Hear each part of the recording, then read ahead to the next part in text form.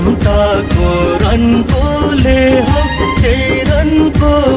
सन्कोले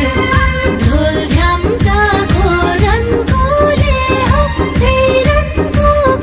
सन्कोले तानेर ल्यायो